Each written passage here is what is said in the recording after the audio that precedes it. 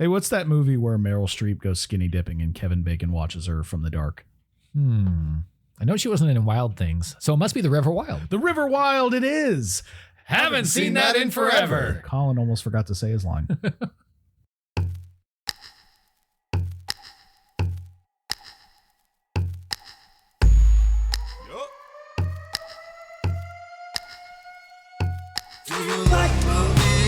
Your whole crew, then Colin and Nels got some movie buff too. It came out in 97, didn't get any better. Well, let's check anyways. I haven't seen that in forever.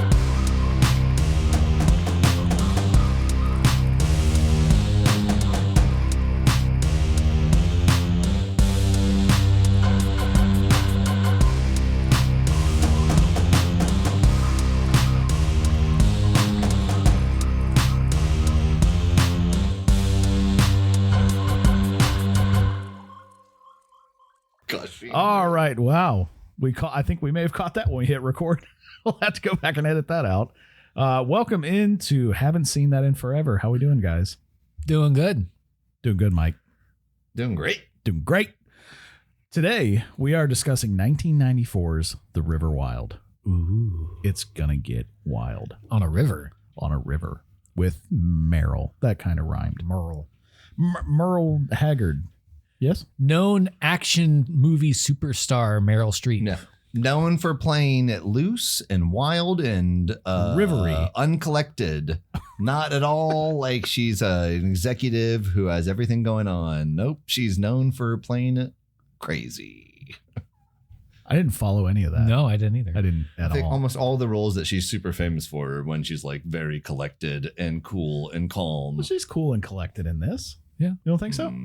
I don't think she's supposed to be like an adventurous, like, my husband just got thrown into the water and is drowning. I don't care. He wasn't drowning. He had a life jacket on. Yeah, she was laughing at him. Okay. We'll get to it. We'll get to it. That's loose. So this is, like we said, 1994's The River Wild, starring Meryl Streep, Kevin Bacon, David Strathairn, Joseph Mazzello, little kid from Jurassic Park. Indeed. As well as known action star as well, John C. Reilly. Yeah. Early in his career. So let's dive into some of the background for the three of us. When was the last time you saw this versus when was the first time you saw this movie? Oh, this, I didn't see it in theater, so it was probably a blockbuster night for me in some point, like 95, 96. Last time I saw it, it's been a good long while. I'll say it's 50-50. I've seen it this millennium. Wow. It's been a good long time. Okay. I first saw this probably about like 4 or 5 years ago.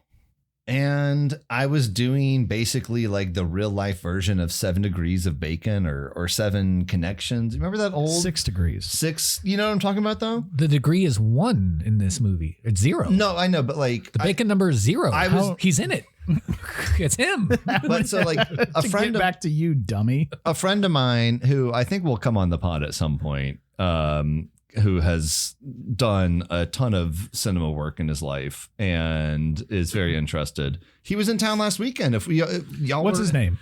Steven. If you say Steven Spielberg, I'm going to throw this bottle at you. It's not Steven Spielberg. It's Daniel Day-Lewis. So, let them have a milkshake. Wait, what? From There Will Be Blood. I drink your milkshake. Oh, I'm sorry. I drink your milkshake. Let them have cake. I drink your cake. Milkshake. Let them have cake was Marie Antoinette. I know. Yeah. No. So, I watched this movie, let's say 3 or 4 years ago. He kind of inspired me to, I guess originally happened over the pandemic, but he's like, okay, so pick an actor or a director and just go through their cinematography, go through their whole list. And it's a lot of fun to see, like, do it chronologically or do it in terms of like your choice, regardless. It's fun to like work through an actor and see all their different range, but you have to do it with someone like Meryl Streep or Kevin Bacon or Tom Cruise. You can't just do it for someone like Marky Mark or whatever. You got to do it for like a big name that's had like range. And it was a lot of fun. I started doing this with Kevin Bacon, and I knew about this movie. It never personally interested me, given the cast. I think I was a little prejudiced against the literal like setup of the movie. But I love whitewater rafting, and I've done that before. I love camping, as y'all know. We talked about that at Blair Witch quite a bit. I love being outdoors and on my own. So it's kind of up my alley in a lot of ways. It just took a while to watch it. But that's the first and last time I saw it up until about a week ago. I saw this for the first time probably when it first came to the local library around me. We used to rent movies from the library, so probably 95. Still do. Yeah. We used to rent this and Clue a lot. Oh, So these were these were in the constant rotation in my house. I have seen The River Wild many, many times. Most recently, not for this episode, probably a year or two ago.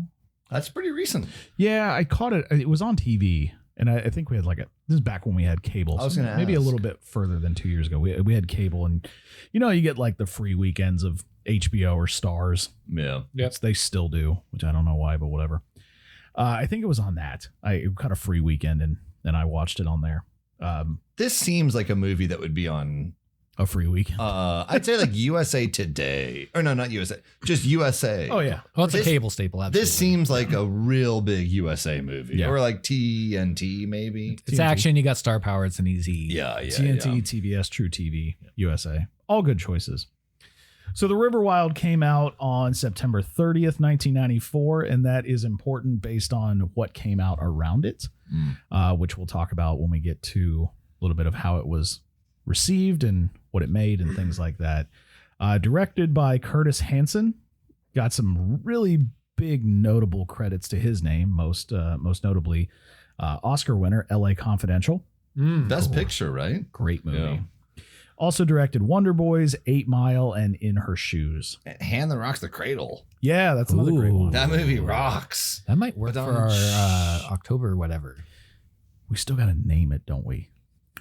It's called our October whatever. Our October Haven't- whatever. Haven't rocked that in forever. What didn't you say? Haven't scared you Either in forever? haven't spooked that in forever, haven't scared you in forever. I like haven't scared you in forever. It's a good one. Yeah. Yeah, it's not bad. It'll be the placeholder for now. Yeah, send us your recommendations, please. We need them. This movie was written by Dennis O'Neil. Interestingly enough, he really only has 2 credits to his name, one being The River Wild and the other being the River Wild sequel. Oh. Oh, the Netflix one? Yeah. Yeah. Oh no. Yeah. Which I have not seen. Have you? I have not known. I tried. I watched about 20. I tried. Now, Grant, I watched like 20 minutes of it a few days ago just to throw it on to be like, you know what? Like, hey, I have a little bit of free time. And I found myself like the second that the dogs needed to like go outside, I was like, oh, I'll go outside. And then I was like, oh, there's some, And like, then you fell asleep outside. I was like, there's thistle that needs to be picked. And I was like, well, I guess I'll start picking thistle and like weeding the garden, because that was objectively a better task than watching the remake of A River Wild. So So it wasn't good? It's a 2023 Netflix reboot. You tell me, my friends. Well, one other key component about the background people is the cinematographer that I think is important to bring up, Robert Elswit, which is just a fun name in and of itself. I think his work in this movie is so great because the river and the canyon is its own character of the movie. But just to name a few credits of his, Boogie Nights, Magnolia, and as we were just making fun of, There Will Be Blood. I'll say this. They filmed on scene. Well, I mean, on scene. This isn't in, Montana where they said it was. Or I'm sorry, in Idaho where they said it was. It was filmed in Montana and Oregon. But On the Kootenai. yeah, it looks so friggin' good to film actual actors on actual water.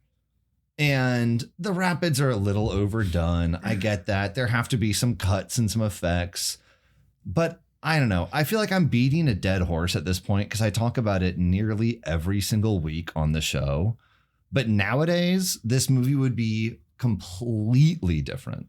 it would just be cuts of like Chris Pratt's face on a green screen. He's not in this movie though. But He like, would be. I'm saying if this, yeah. And then it would show like, I don't know, like Sydney Sweeney looking worried. And then some poor extras. And then actual bam, here's my arms boobs. working. Yeah. Yeah. I just feel like it looks so good that they're actually in the water. They're actually in between these crevices and these rocks. So you think they these try and green mountains. screen it today?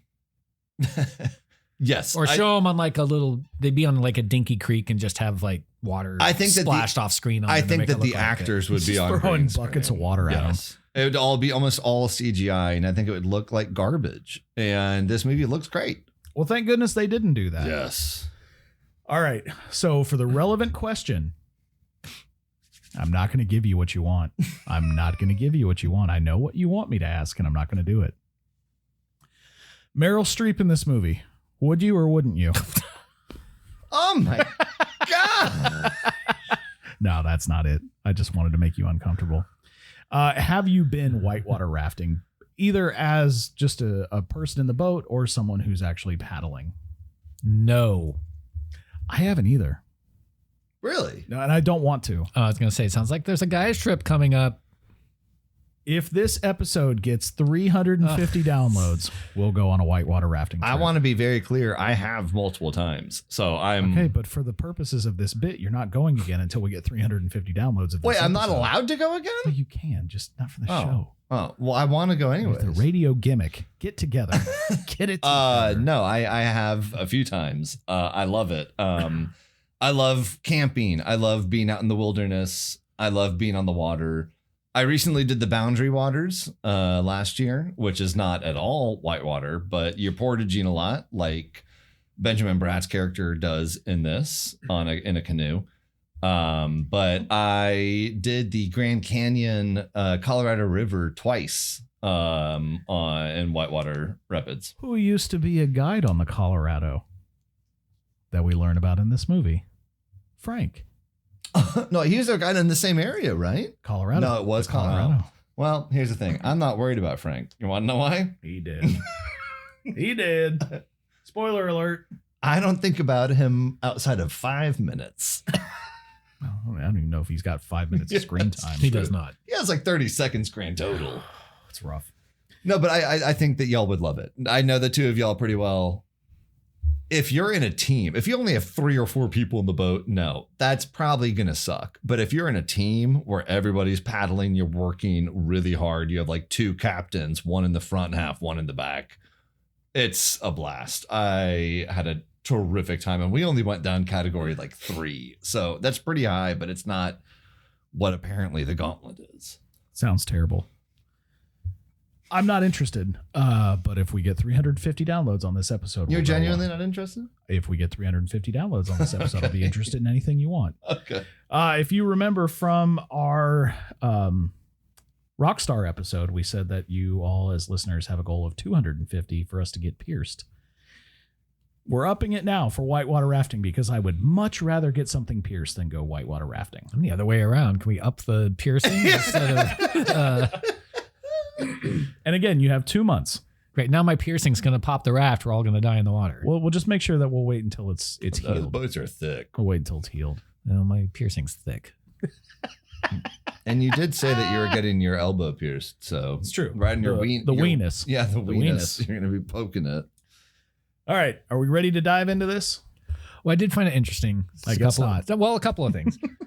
One, that both Meryl Streep and Kevin Bacon are being cast against type at the time. At the time.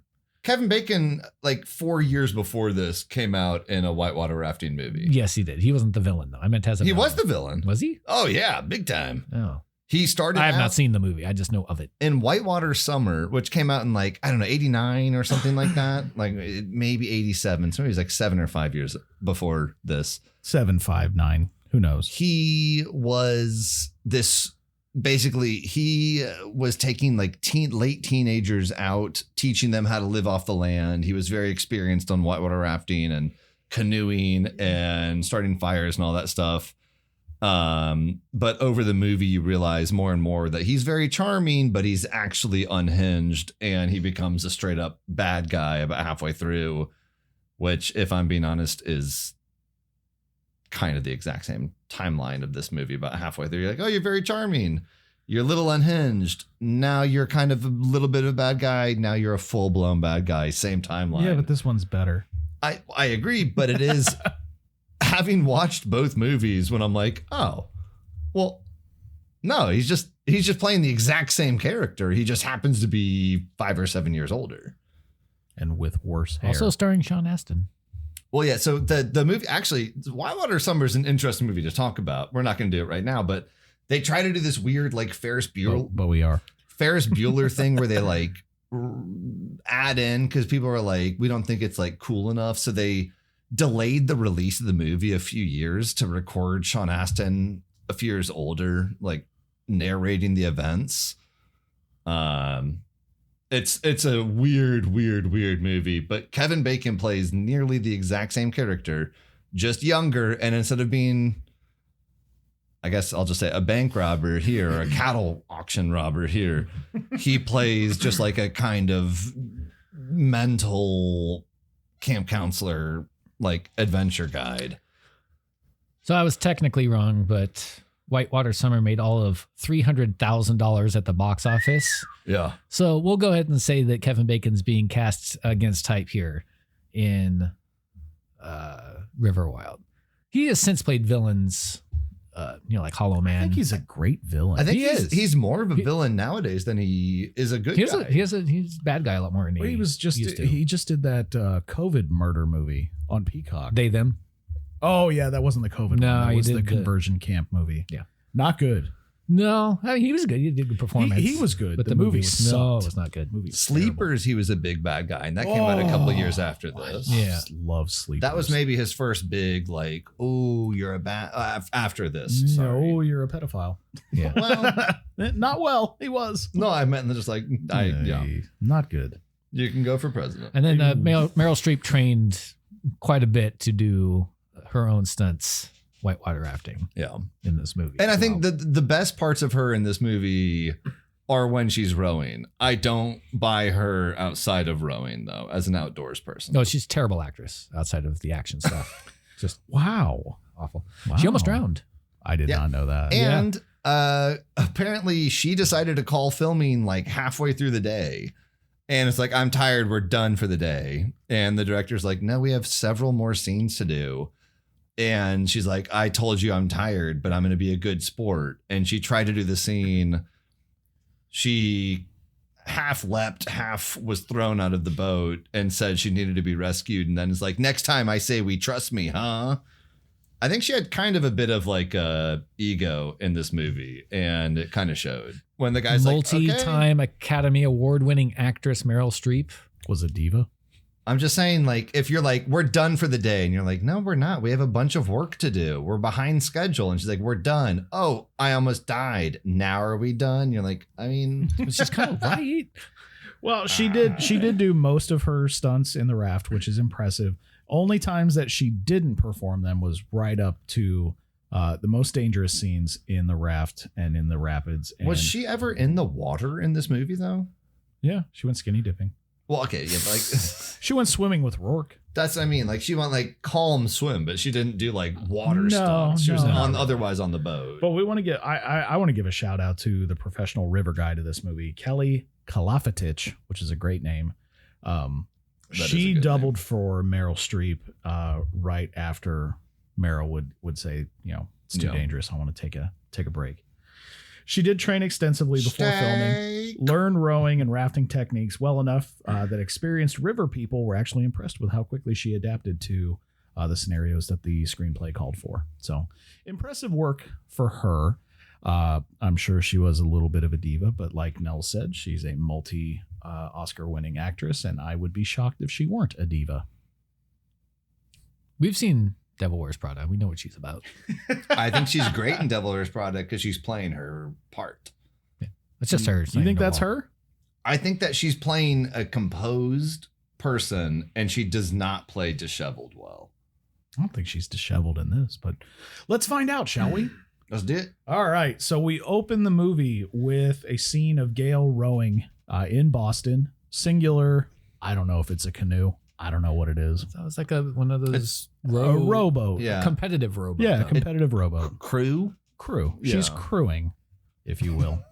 And she's racing a train. And which she looks great in this She scene. does. Yeah. She does. But she's racing a train to make sure that she gets to this bridge before the train, just kind of a personal competition. The train's not going to hit her. It's no big deal. But it's setting the scene that she actually does know her way around the water. She knows how to row. We then end up in Gail's home. Her name is Gail. We should have said that. Where she is running around playing with her two kids, Rourke, played by Joseph Mazzello, and Willa, who I don't remember the actor's name of, but she's Honestly, it barely in the doesn't movie. even matter. She's barely in the movie. I don't even know why she's in the movie. I think that you should. Because they just stash her with the grandparents. I have a thought about that later because she says, there's she's like, I have to get back home. well, there's a part where she kind of throws Willa under the bus later in the movie, and I'll bring that up. and she died. She threw under the bus. She got did. ran over. She threw her under that train she was racing. It was crazy. And very important, their dog Maggie. Yes, and Maggie the dog, who is a golden lab. Played by? Maggie. I don't know. No. Buffy stole the movie. What an incredible actor. Why do we give dogs actor names? Why couldn't it just be Buffy? well, So she I think- responds. Probably Buffy wanted to get in character, and Buffy's like, I'm not Tom and Gail's dog. I'm like my handler's dog. But if I'm going to be like supposed to be jumping in the water, I need to hear Tom finally get through to me, and I'll jump off this cliff. Well, speaking of Tom, as Gail is playing with the kids and packing for this trip that they're going to be taking for Rourke's birthday, Tom shows up and the mood changes instantly. And he sucks. Tom is played by David Strathairn. He walks in, everyone's fun immediately stops.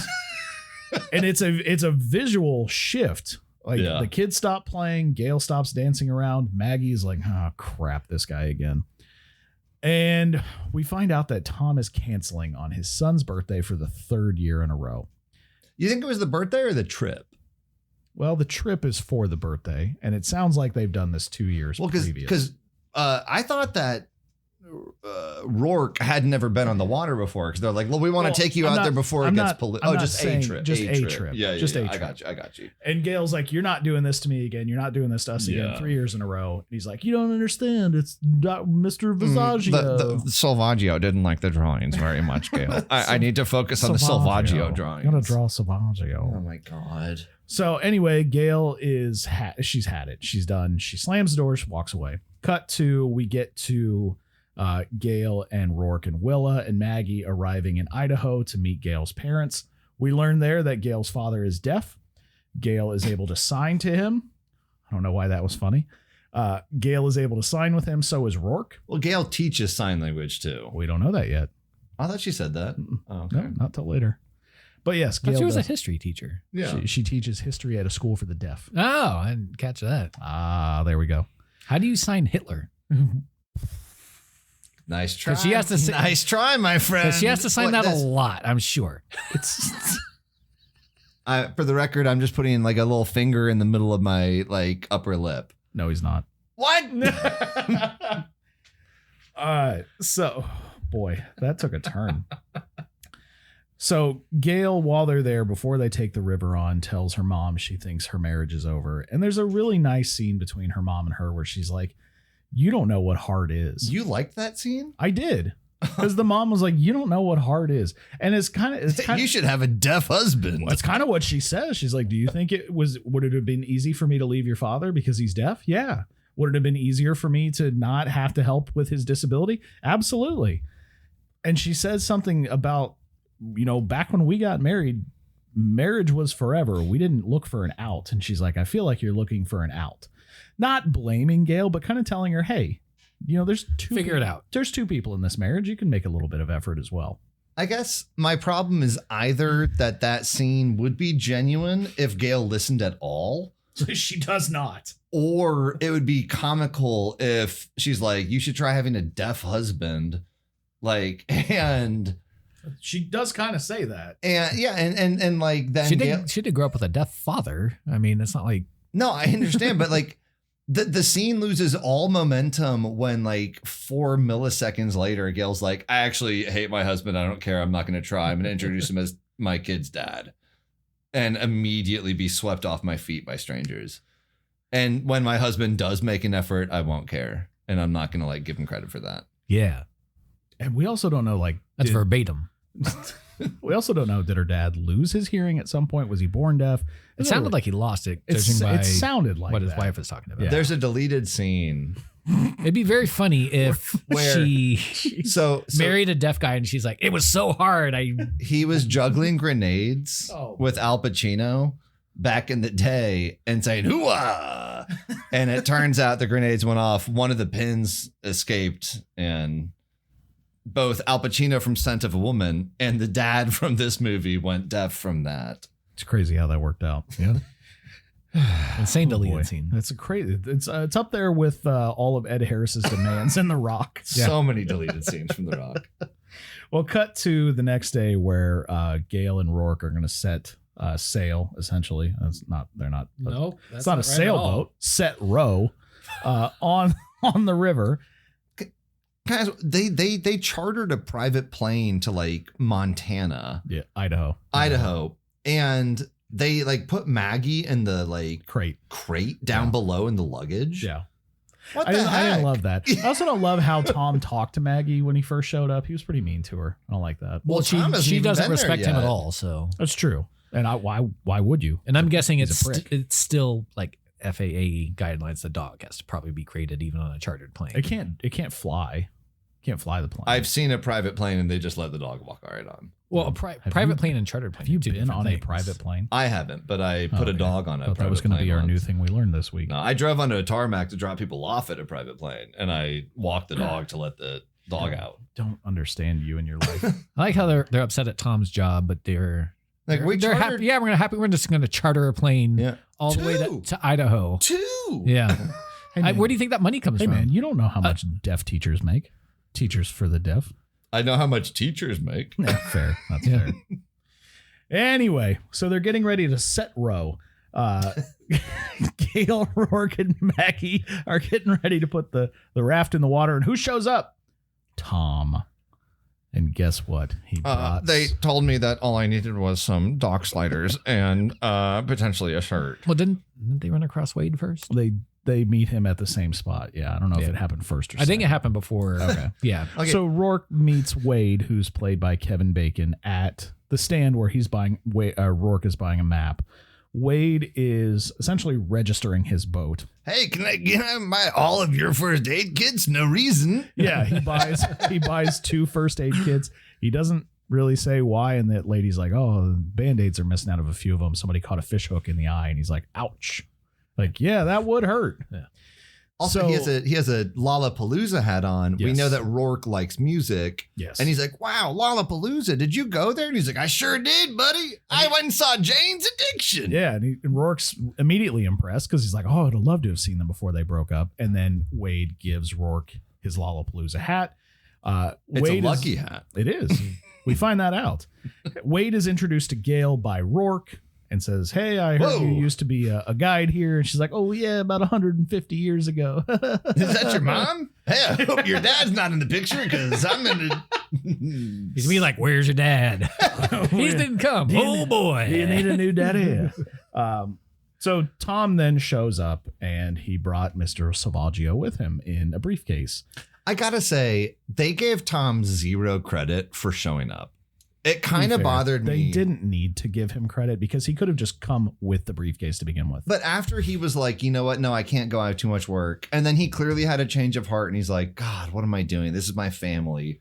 I can't miss a 3rd birthday. I can't miss these years. I have to go for it. I have to put myself out there."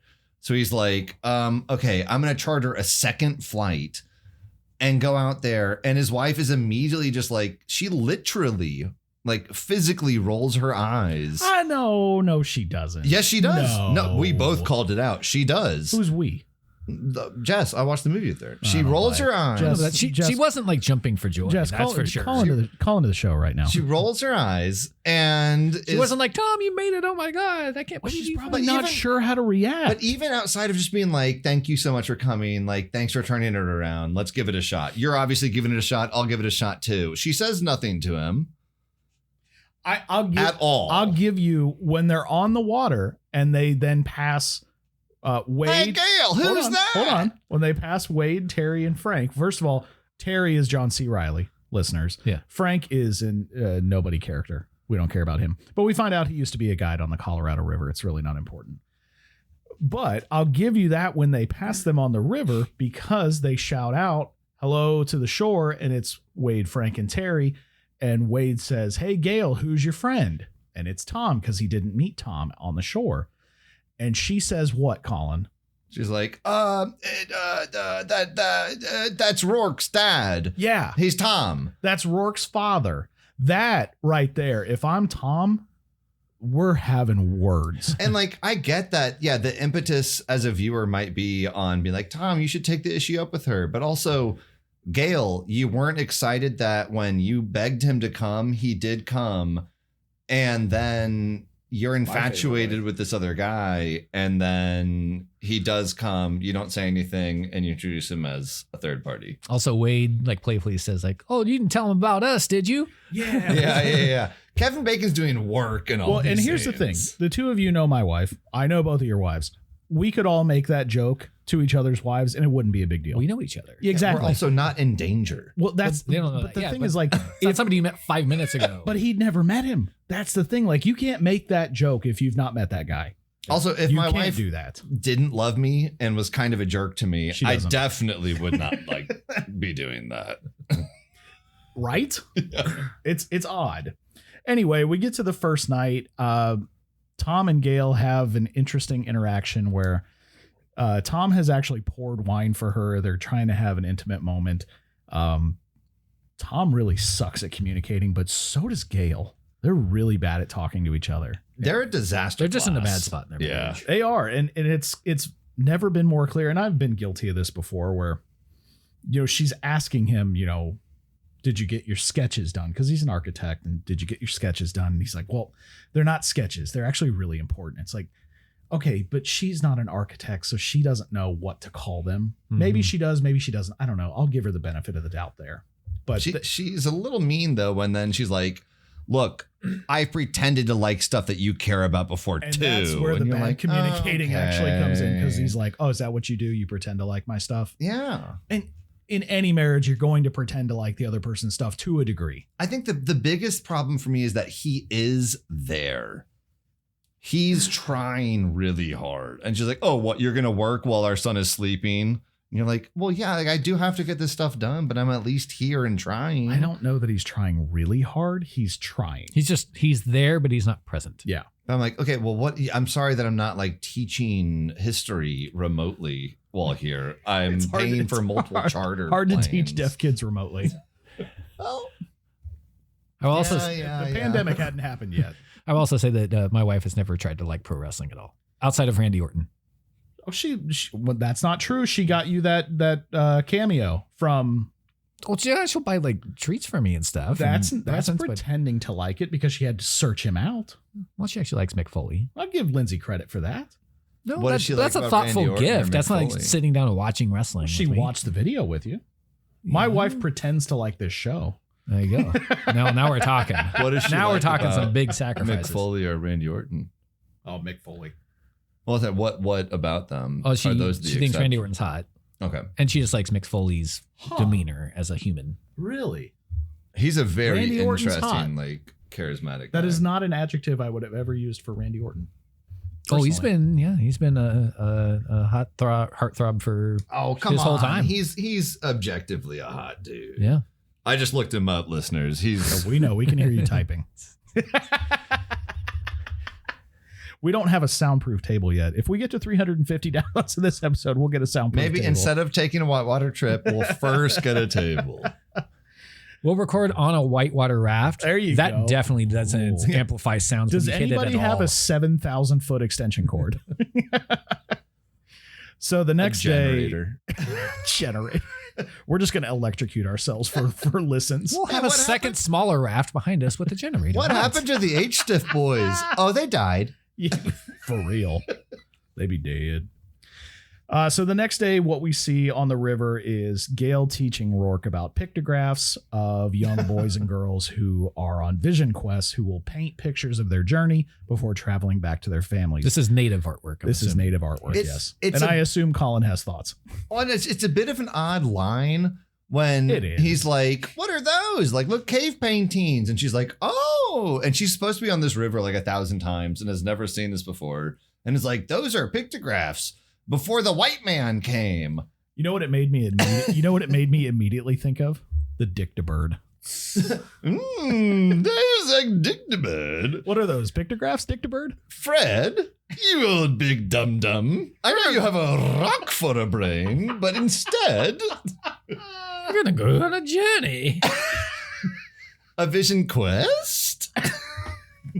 She does say she hits the note quest really odd. It's like when you said footloose before the episode. Footloose? Footloose? Yeah. She's like, that's when young men would go on a vision quest about your age. Makes me think of Are you okay? Makes me think of Bette Midler calling for the book in Hocus Pocus. Book! Then we come across Wade on the shore, and he has a kind of ominous line. He says, "Hey, we've been waiting for you."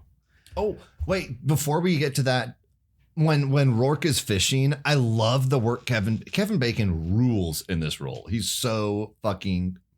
That's fine. He's my God, what'd you just say? Did you say the F word? I did. I'm sorry. I try so hard, y'all. He's so good in this role. He tries so hard and got so far. But in the end, it didn't so even matter. fudging good. But we're not there yet. They're not together yet. No, when Rourke is fishing... Not the fly fishing. Oh, Rourke okay. is fishing, Gotcha. and Kevin Bacon and their crew with Frank are passing them on the water. Oh, and he's like, Rourke, what you got there, buddy? And he's like, check it out, Wade. I caught 2 fish already. And he's like, what? It must be your lucky hat. Hey, Rourke, if that hat's so lucky, I want it back. It's kind of a nice moment. Kevin Bacon is so charming instantly that you're like, golly, no wonder Rourke is obsessed with this guy. And no wonder Gale is so obsessed with this guy. I'll tell you, he's got horrible hair in this movie, though. In my opinion, he's got horrible hair. But just his performance, where you're just like, oh man, that guy's his performance is fun. good. His That's performance is fun. good.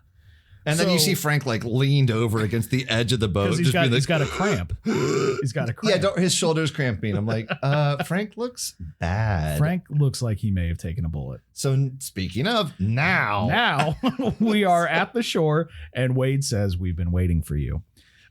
So apparently Frank, in the middle of the night, according to Wade, just walked off, went up to the walkout, got up in a car, and is gone. So we're left with Wade and Terry.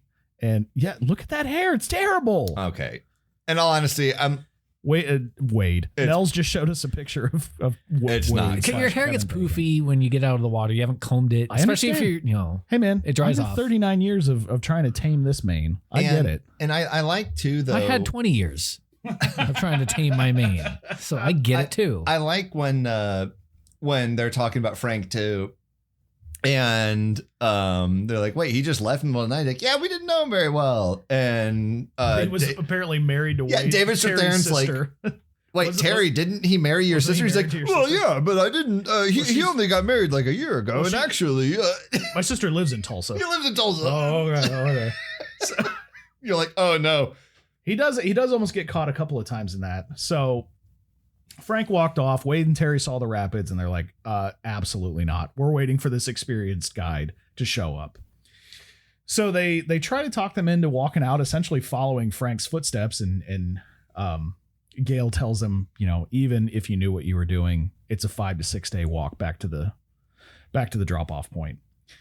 They essentially decide to join them. There's really not much of a discussion. Yeah. They just say, well, I can get you down to Bridle Creek, which is where the river ends before the Gauntlet, which is something people are not allowed to take anymore. It's basically rivers or rafting suicide. River wild, if you will. Can I ask you a question, though? Absolutely. You're Wade and Terry. It's a 5-day hike. Would you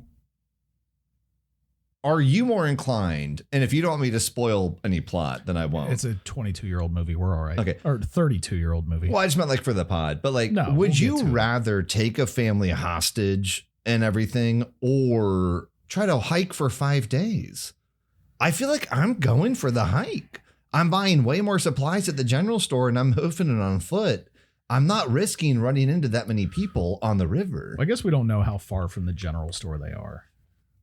That's true. Yeah, they're already a day down the river, right? Yeah. So like At least. maybe we say 6.5 days because a day on the river is probably 1.5 on foot. Yeah, probably. I mean, if all things were equal supply-wise, yeah, I would hoof it. I feel like I just there's no way I'm risking it on the Yeah. river as opposed to just like camping it. It But just seems like an odd. But again, they're not experienced campers. They either. also, you got Frank's body just laying out there. If that gets, I don't know if it's laying out there. which we find at this point when they decide to join forces to go down the river. Maggie goes up into the woods and starts digging something up. you hear flies buzzing. You don't see anything, but you You hear do not flies. see anything. And she's trying to drag something out, and Tom's like, "Maggie, what do you got, girl? What do you got, girl?" Buffy looks she's doing such a good acting job here. This is the best performance in the whole movie is Buffy. And then Terry shows up and scares her off. She doesn't pull out what we assume is Frank's body. The look that John C. Reilly had on his face when he was behind Terry, like It's terror and then relief. Yeah. the jump scare I didn't appreciate, but the look on John C. Reilly's face when he's just like staring dead-eyed at Tom was terrific. I really appreciate. What's he say? He says like dogs, huh? Or something like that. Dumb dog. Dogs, huh? So they get back on the river. Gail, Tom, Rourke, and Maggie go first. Gail advises them, you got to stay to the right of this particular rapid. It's really dangerous. If you go to the left at all, you'll get flipped. They go down. They're fine. And guess what Wade and Terry do? I bet they stay exactly where she told them to. So far to the right. Oh, no. They don't, actually. They go a little bit left to the right, but in the filming, I don't know if you guys caught this, when they're filming and you got like the POV of the raft going down the river, they're on the right. I saw that too. Yeah, Yes. they're yes, on the yes. right. I caught But that. she stops and she's like, well, they're way over. Ah! So when they cut back to it, they are way over. The raft gets flipped. Wade and Terry are thrown into the water. Terry can swim. He also has a life jacket on, so they grab him pretty quickly. Wade cannot swim and also didn't have his life jacket zipped, so he fell out of it like a moron. A guy named Wade can't swim. Come on. See, now this is where you question, why are you going down the river? This is where you're like, okay. If you can't swim and you don't know how to zip up your life I couldn't jacket. remember if that was. I couldn't remember if he was just saying that as a ruse to pay off later, but it never paid 'cause off. in this so- scene, Never paid off David because- Strathairn's kind of a hero. He has a moment of Yeah, heroism. Tom dives into the river to save Wade because he can't swim. He's going under. And Tom gets down there, grabs him, tries to pull him up, and Wade's freaking out and tries to pull him back down under the water. He's afraid he's going to drown. So I think David Strathairn does exactly what he should do. punches Kevin Bacon in the face. Right in the face. I don't know how he generated that much force There's no way. underwater. There's no way. He'd have to be freaking no way. Superman to literally like punch someone. We all have wrestled underwater before in a pool. Like that's what you do growing up. You play Mortal Kombat under the Speak water. for yourself. But, like- I wrestle on the water. But when you wrestle, it's grappling. You know, you're like dunking each other and stuff. You're not hitting each other. You can't generate force. But it is what you would do. Tom can. And Tom, in a moment of he becomes a hero. But at this point in time, you're like, this guy sucks. What does he do? Oh. And he kind of rocks out. Well, it's because his arm is so strong from all the sketching that he's done, neglecting his family. He's not ambidextrous when he sketches. Selvaggio didn't like my drawings because I was too strong armed. This is going to become another Masters of the Universe with that stupid impression you did. Gwildor. Yes. Oh no! He was a master and inventor. I am a locksmith and inventor. Locksmith, sorry. Sorry to anyone that listened to that episode. If he had worked for Selvaggio, those drawings would have been They've accepted been long They've been ago. done so fast. So now they're on the shore. Wade actually thanks Tom for saving his life. I It love says, this scene. You didn't have to hit me though. And Tom says, yes, I did. brilliant. Love that. Yes, I There's did. a little menace behind it. Yeah. Yes, I did have to hit you because you were trying to kill both of us, and I had hit you. And you finally have a moment where everybody in the like watching it is like, thank you. Yeah. Tom. Oh Yeah. my God. It's kind of the like guy kind of Tom's. tried to drown you. Your wife being horrible to you. Like, do something. It's kind of Tom's first big moment of like, I'm here. I'm a part of this. I have to be respected a little bit, at least, I hadn't maybe thought not a about ton, it. but That's a really well put. yeah. Yeah. Also, what we find out in that scene, Terry does not want Wade picking up the green bag. He does not want anyone touching this green bag. Oh, I got it. I got it. Like, what? Okay. Take And the bag, man. All Okay. their tent looks like it weighs 10,000 pounds. It All is their the- gear. It's the biggest tent I've ever seen in my life. Also, okay. And side- we own like a 6-person tent, and that's a third of the size of what they're Well, 6 carrying. person's tiny. Can I throw a side note out 6-person tent there? is tiny. If it's, Well, it's not a- you, it's you not got to a cut s- it in half. It's not a circus tent. Whatever it, oh God, whatever it says. I hear what you're saying. Yeah, whatever it says people wise, cut it in half. That's a 3-person max. We only camp with morbidly obese people. I want to throw something out there though. If y'all Something? if y'all are listening to this and you have not been camping, Go with Colin. I would love to take you. Please reach out. But if you have not been camping, if you're on the rocks as like a partnership or something, there is no quicker, surefire way to absolutely lose your minds and come to a fight than trying to pitch a gigantic campsite with 1,000 moving pieces. It's infuriating when you're at the best of times.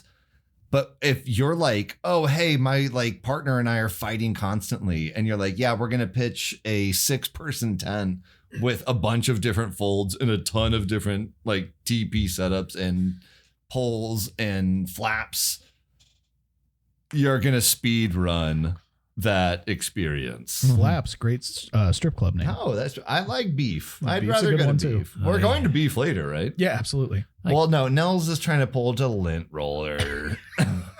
Pitch a tent. All right.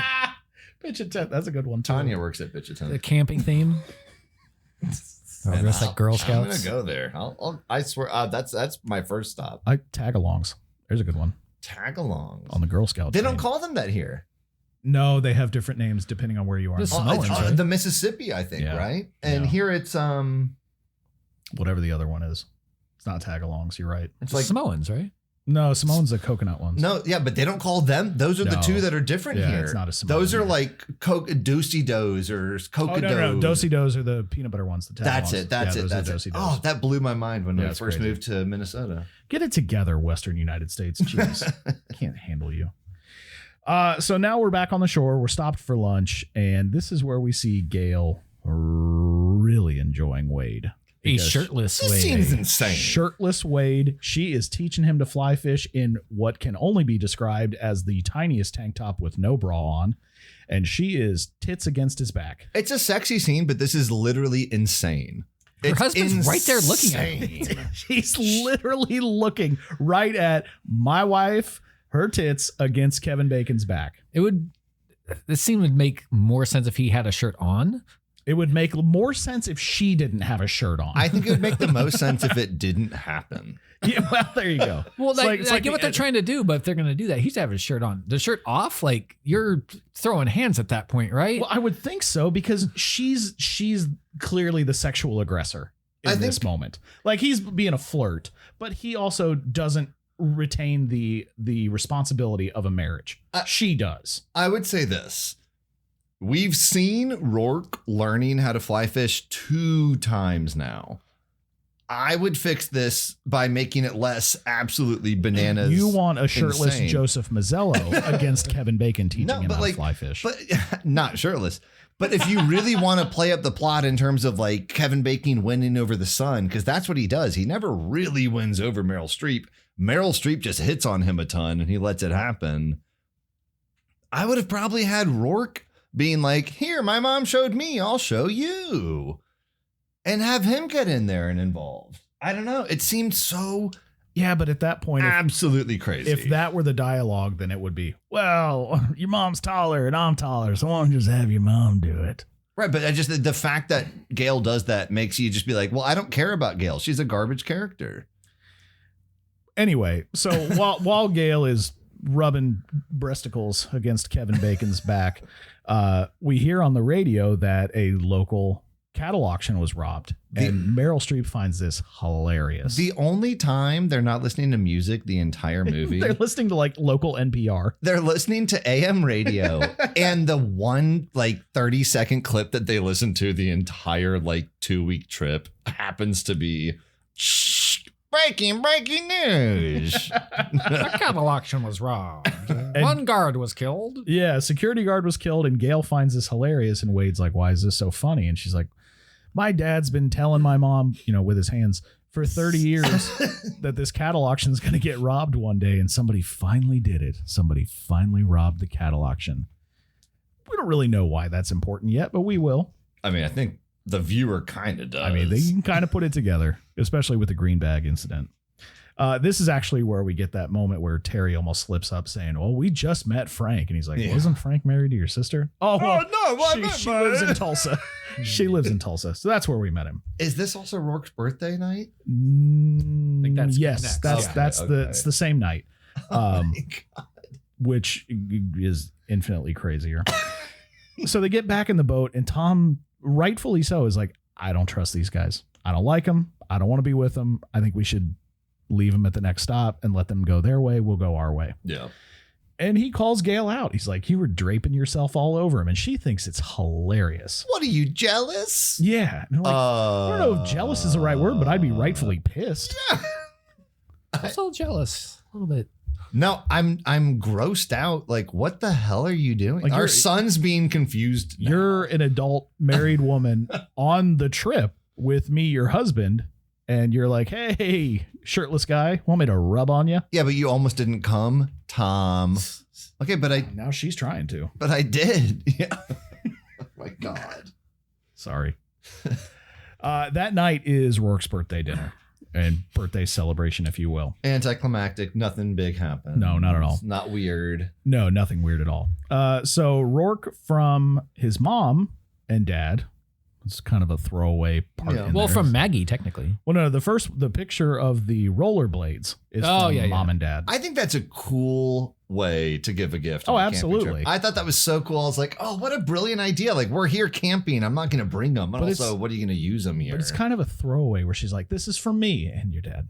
Yeah. I mean, Gail just can't let an opportunity go to kind of dump on Tom. Yeah, for sure. Her daughter, Willa, gives Rourke a waterproof camera, and Maggie gives Rourke a Swiss Army knife. Now is when it gets a little odd. Hey, how much was that knife cost you there, Tom? So 70 bucks. Wade disappears for a few seconds and comes back and hands Rourke what appears to be an elf's shoe. Like, It was like a rawhide, I don't know, wrap or something. I don't know. It was one of the weirder looking things I've ever seen. Well, I Rourke still even looks can't- at it like, oh, okay. And he's like, thanks. oh, thanks so much. it was supposed to, I think, be driftwood, but it looks like a dried up elf shoe. It looks like a And it's shoe. weird. It might have been driftwood. But it dried out in the shape of a shoe. Yeah. It came down from the North Pole on the river wild. And inside of this dried out elf shoe is $200 cash from Wade and Terry Sweet. to go see a concert, Cash or buy money? some CDs, straight cash, homie. And they're Cheddar rolled cheese? up. Yeah, really tightly, Well, Really you had to tightly. stuff it in like a little crevice of the wood. really, really tightly wound. No, Rourke, we don't accept that. That's too much. It's too much. No, It's too you much. got to give that back. You have to give that. I back. hate you, Dad. He does. I kind of would too. Look, I get why Tom's upset, but he just doesn't pick up at all that that's going to turn Rourke against him. That's got to be a thing that you have a conversation with Wade about when Rourke goes to sleep. I also feel like, if we're being honest, Tom, this is his like 5th or 6th time. Maybe that's an exaggeration. Probably his 3rd or 4th time telling Gail, I do not trust these guys. And she's like, oh, come on. They're harmless. Come on. What are you, jealous? And every time he says that he doesn't This- trust them, she's like, no, they're fine. This is the first time she agrees with him, though. Yeah. Well, no, not yet. Yeah, in the tent. in the tent that night. It's after they like kind of make up, and then there she's swimming, and the second that he sees her swimming you're naked. right. Because that after the birthday dinner, Gail decides I'm gonna go skinny dipping. And well, I think it's kind of a sexy scene between her and David Strathairn too, because like they're talking, and she's like, this isn't working, right? And like it's very silent. It's a heavy, powerful scene between the two of them, and he's like, I know. And there's long pauses between them. I'm not just using dead air on the pod. There's long pauses between the two of them. And you also were using dead air as a character in the podcast. And eventually then she's like, well, what should we do about it? And he goes, well, I think there's only one thing that we can do. And he goes, are you making a pass at me? And he goes, maybe. And so she's like, okay, go check on Rourke. I'm going to clean up. So she's going to get in the river like to take a bath while he goes. Yeah. So she gets naked and is in the river. They're trying to not wearing her jeans like she should be. We've established. Just outrageously. Can I bring outrageously nakedly taking a shower? Can I ask a question? And I'm not an experienced camper. Yep. You are. So I'm going to ask this. I'm going to ask this to you. I don't know about that, but go ahead. Is it the smartest idea when camping and rafting and being in the wilderness for multiple days to wear white underwear? Oh, I thought you were going to ask something else. Yeah, I definitely, that's a way softer question than I was expecting. I don't think it really matters. I thought you were going to ask if it's smart to jump in still water and think that you're taking a bath in there and getting clean. Oh, I know the answer to that. No. Well, it's a river, right? No, it's like a little pool. Oh, that's right. It's the hot spring. Yeah, it's the hot spring. It's raining. Also, it looks cold as hell. I just feel like white underwear would not lend to. I mean, I wouldn't, but I would also wear camping underwear. What is that? Yeah, what is that? It's like a synthetic material. It's a little bit like tougher. And wearing a tent on your balls?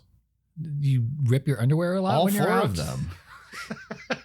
No, it's just like a stronger material.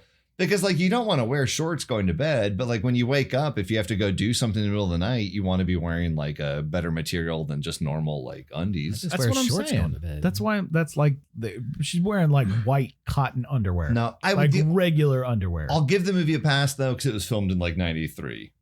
It's just white is an odd color.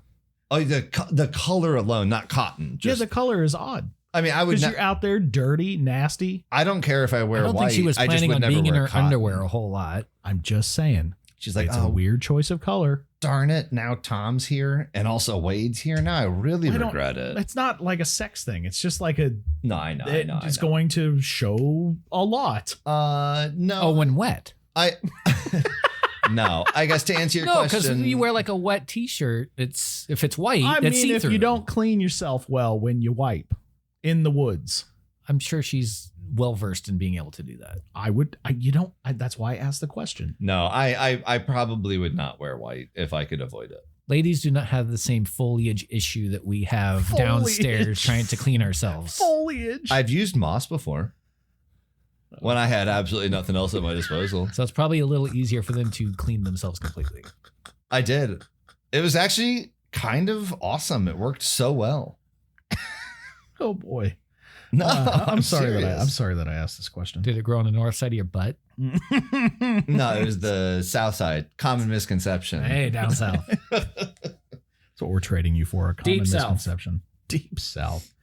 So anyway, to your point, Colin, when she gets back to the tent after Wade watches her skinny dip, that's her one line. She's in the done. sand. She's like, wait, I can rub my tits against you all day, but you see my bare butt, and that's it, mister. Well, he's just like standing at the top of this ridge. Yeah. And he, like, when she sees him, he doesn't like, oh my God, sorry. He doesn't move. He just stares. So there and is slowly walks away. Because there's nothing sexier than shoulders. There is Some street shoulders. There's a bit more explanation. I don't know if did y'all watch the special features? No. Okay, well, there is a deleted scene where behind her there's a bunch of bubbles that come up. And she got so embarrassed that like there were a bunch of bubbles that I think that she was just like, no, Wade, you can't see that. You can't see me. I didn't think anyone is around. Okay, I was wearing white underwear and didn't wipe well. We gotta get out of here. No. Oh So she just ripped a fat one in the springs and was embarrassed. Is what we're Hey saying. man, you're in a hot spring. You can blame that on the. It's really hot in here. I'll join you. No, sorry, no, don't. That was a cold spring before you walked in, and now it's all steamy and bubbly. What happened? I can see your breath. It looks really cold. It's raining. See your what? Breath. Oh, different. Well, because there were certain scenes in the movie where I did notice you can see their breath heavily. And Especially it looks very cold. Yeah, very cold. Especially the night that Tom almost dies. But then like the scene right after that where Kevin Bacon's in the water and he's like yelling and there's zero breath at all. And I'm like, oh, you shot that a couple of weeks later or a couple days later. That's a different night. Yeah, it was filmed between July 25th and November 9th. So maybe. I'm guessing November 9th was a big difference. That's not a summer shoot. No, that's not. So they make this decision. The next day, they're going to leave them behind. They're going to stop for lunch. They're going to just essentially pack up and leave while they're having lunch. Well, they stop for lunch, and Terry and Tom go up to this waterfall to wash up, which is just. Now that's where you wash up. Well, but also just Terry just standing in his pants under a waterfall. I think the weirdest part of it is Tom trying to convince he wasn't Terry wiping well. to do That's the it. best way to clean your drawers. When he's like, oh, hey, Terry, come here, buddy. This is really nice. Oh, whoa, it's so nice over here. Give this a shot. I'll go get a towel. And you're like, why does this dude just want me to like get naked and wash up in the Hey, Terry. falls? Hey, Terry, take off your shirt. I'll go get a towel. So Terry's washing out his hair. He's washing his face. He's washing out his pits. He's under the waterfall. And Tom runs back to the boat. He and Gail jump in and try to convince Rourke to jump in from his little fishing eddy. This infuriates me, though. Me too. Someone just grab that him. freaking kid. Just go I for swear it. to God. Just go for it. Just jump out. Just go And he's for it. like, no, I like weight. He won't get in. I don't give a shit. He No. won't. Grab him by the nape of his neck and throw Just him in the punch him in the face like you did Bacon. Ah! So the kid won't get in the boat. He's screaming. He's yelling. Terry has now been alerted to what's going on. And now Terry's running down the... Wade! yelling for Wade. And guess what happens? Terry and Wade, show up. And they're like, I thought you were trying to run out on us. And they're like, no, we would never do that, Terry. And Gail's like, no, we would never do that. We Terry, just wanted some family time. look, it's not working out. I have so much work on the Selvaggio drawings left to be done. And Kevin Bacon's like, I think that's exactly what they were trying to do, Terry. I think it's exactly what they were trying to do. Oh, and also Rourke knows at this point. Yeah. Oh, yeah. I forgot to mention that. So that morning, sorry, when it's my movie, I do jump around a lot. I apologize. No. Earlier that day, they wanted to leave in the morning. However, Rourke decided he's going to ride with Terry and Wade. And in that boat, Wade asks Rourke, hey, can you keep a secret? And he's like, oh, yeah, I can keep a secret, man. I'm 8. Whatever. He starts reaching for the green bags. You're like, oh, he's going to show him the money. Nope. Somehow worse than that. He can't keep a secret. He didn't mention once about the dinosaurs he saw a year earlier. He kept a lid on that. He's under an NDA. If I was like 11 years old, I'm just spouting off to everybody I know. I've seen dinosaurs last year. He's under an NDA. He can't talk about them. Clever boy. Clever boy. So Wade shows him a loaded Smith & Wesson 66. That's a big gun too. It's a snub nose 357. Small, but powerful. It's a snub nose 357. That's a solid gun. And that's the secret that he wants Rourke to keep, is that he's got a gun. Also, wait, quick note too, when he's like, hey, Rourke, and he's like, can I hold it, Wade? And he goes, sure. And Rourke's first instinct is just to go, bam, bam, bam, bam. Right at Terry. He's holding and pretending to shoot Terry in the face. And Terry's like, hey, man, stop. Hey, man, quit it. Just the way he goes, oh, hey, thanks. And immediately, instantaneously. I almost jerked back when you did that, because that was my initial thought when I first saw it too. Is like, yeah, you're pointing a loaded gun at me and you're a moron kid. And Wade's like, oh, hey, come on, Terry. It's all fun, man. And then he just kind of grabs it over the muzzle. Like, he could pull the trigger and shoot a finger off, but he just grabs it over the muzzle. Who cares? Can you keep a secret, Rourke? So anyway, Terry and Wade. That's important to know now. It is, because they foil the plan. And what does Rourke do? Look out, Dad, he's got a gun. I like that Rourke has also become John C. Reilly at this point. I don't do a Joseph Mazzello. I'm sorry. This is after Wade is just kind of beating the shit out of He does. Tom. He smacks Tom around a little bit. Tom ends up punching Wade. And that's when he pulls the gun. God, he did. And he's like, okay, look, You we're hit even. me. I hit you. You hit me. We're I even. hit you. Yeah. We're even. No. Okay. Sorry, I stepped on your David Strathairn. No, but Look, I hit you. You hit me. We're even. it's a really important detail, but you're like, thank you, Tom. Oh, God. Well, not quite. So Wade does pull the gun and says, I need your wife to get me down the river because they're going down the gauntlet. They're not stopping at Bridle Creek. Yep. And he says, I need your son to keep her in order, in check. You and the dog are expendable, which right there, you called my dog expendable. One of us is not coming back from that. Oh, no, you're done, son. Either I'm dying or you're dying, but it ain't going to be both of us. Well, and then He decides that the dog is expendable. I think- The dog lives. The dog lives. We can't say it enough. The dog. We will never do a movie on this show where the dog dies. he does shoot at Maggie. He does, but Misses. he misses. I think Maggie runs I'll off. kill the dog. Also, it's such good acting in this scene, I will by say. Buffy. Buffy crushes it. You knew all that. She ran away like she was really getting shot at. She might have been. It's the 90s. I will, also, okay, we've all had dogs in our lives, though. Do you think there is a stone's throw in hell that if you were to I yell, don't think that's the saying. whatever it is, If you already yell, run, Maggie, run, your Yeah. dog runs away. No. get out of here. No And way. they're like, oh, hell yeah, we're playing. No way. And they start like doing that like little shuffle on the Yeah. ground, like they're like a linebacker doing a warm up. And they're like, let's go. And I'm like, no, run away for your life. They're Well, like, I got you. Actually, dog. that's why we're naming our next dog Ray Lewis, so that the So dog will she'll know kill. to run away.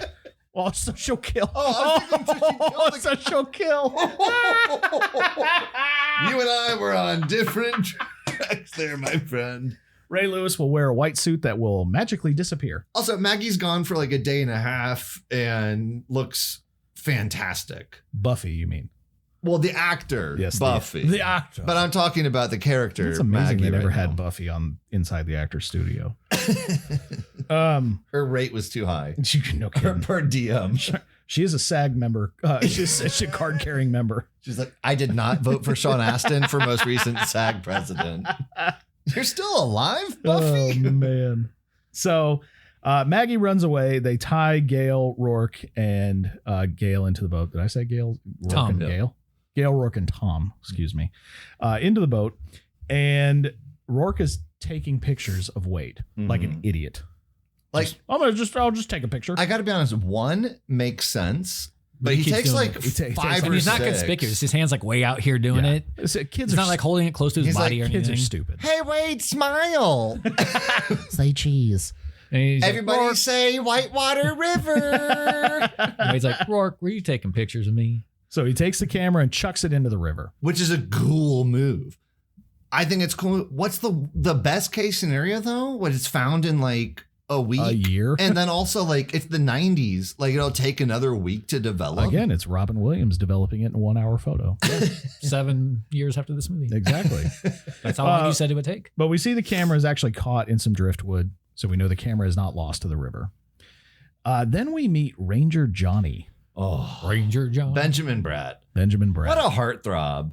He looks so good. So Ranger Johnny stops and meets up with the crew on the shore, and he has a really funny line when he mentions knowing Gail, and I she's like, hate that scene. "Oh, really?" I actually kind of thought it was funny. Who talks like that in front of a kid? Well, it's the 90s. Well, so when, What did he say? Like, you used to undress me I'll and be put me in Gail. bed? I'll He's be like- I'll be Gail. Okay. Oh, hey, like Ranger, whatever his name, Johnny, it's good to see you. I actually know your mom here.